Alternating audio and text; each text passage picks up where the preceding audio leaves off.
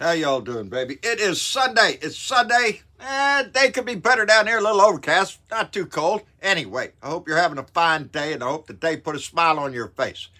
I got to get a little something out of my head that's been bouncing around here lately, and it really came to the forefront right after this special counsel Robert Hur came out with his little statement, his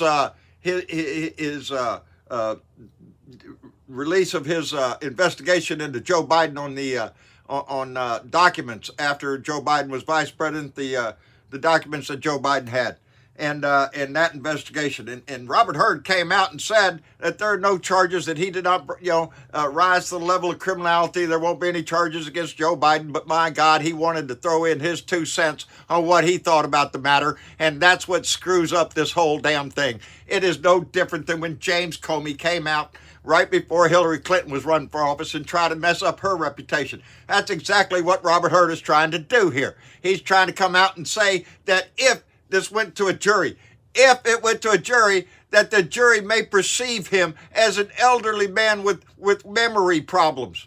Really? You're speaking for an imaginary jury and you put that in your damn report? Just how professional is that shit? I'll tell you how professional it ain't. It's a hit job. It's a hit job on Joe Biden before the election. Same thing James Comey did. The Republicans have a habit of doing this squirrely ass shit to try to mess crap up. Right now, the Republicans aren't looking too good. Their failure to pass the border bill, the bill that they negotiated, tells you who's in charge over there. It's not the Republican Party. It is Donnie got a handhold on their ass, and he's not going to let them go. And I can't help but think to myself, where all this goes with the Republican Party. How come they're not willing to solve the problems that our nation faces? Well, I got a pretty good idea. And it starts with Donnie, baby. Their failure to pass this border bill, the fact that most of the Republicans are against aid for Ukraine. They've been stalling the shit out of that. While Russia continues its assault, today we're hearing about attacks where children were killed, the war crimes Putin has committed over there. But hey, no problem with that, because Donnie supports Russia, baby. Right now, Tucker Carlson is over there right now. Gave an interview with Putin, let Putin sit up there and give him a campaign speech, I guess, for Donnie.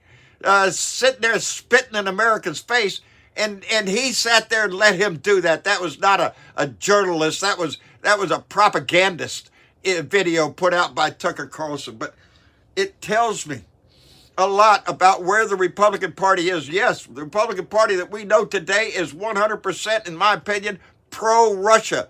They want to make relations. I guess Donnie wants to get his Trump Tower over there one way or another. And it pains me. It pains me because, we look back and see the big picture, baby, of what all's happening with Republicans in Russia right now. It has reminded of me. I had to go look it up because I only remembered the vague details of the speech. But I went back and looked it up, and it was in November 18th of 1956 that Nikita Khrushchev, and I want to read this because I don't want to misquote. Nikita Khrushchev said, "We will take America without firing a shot. We do not have to invade the United States. We will destroy you from within." Nikita Khrushchev called that out in 1956, baby. That's what the Cold War was all about all this time. There was that uneasy tensionness between the United States and Russia, baby, because we're two opposite sides there, baby. But not nowadays. Not nowadays. The Republicans are all in on this shit. Are you shitting me?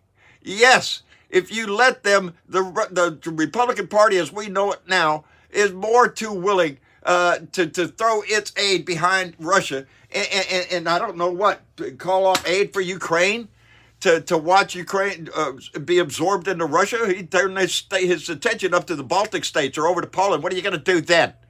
Donnie? Nothing. He'd let him have it. That's what this is all about. And he's got help.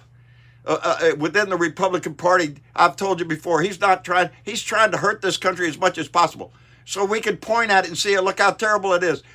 And he's got help from people like Greg Abbott and DeSantis with their shipping migrants all over the country to try to do harm. We've seen it in New York.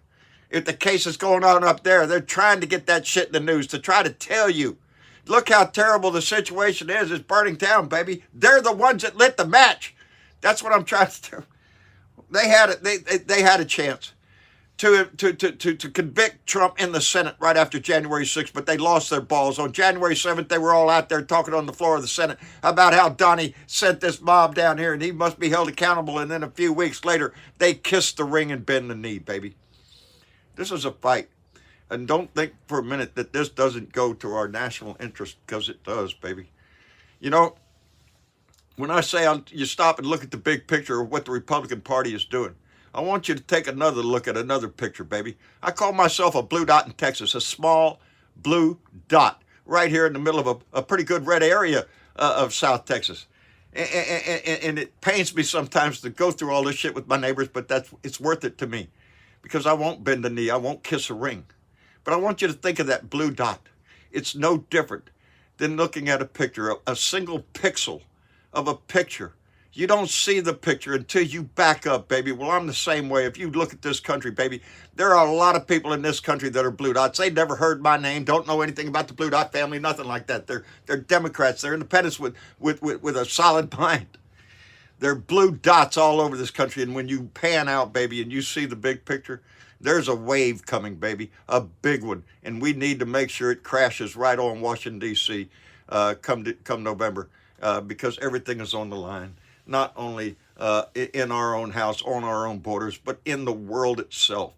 If you allow that man back in our house, he is going to go do the same thing he did before, walk around kicking NATO in the shins all over the place and praising the Putins and the Kim Jong-uns of the world. That's who Trump is. He's a wannabe dictator. And I don't want to let him have another foothold in this country. Stand up, baby.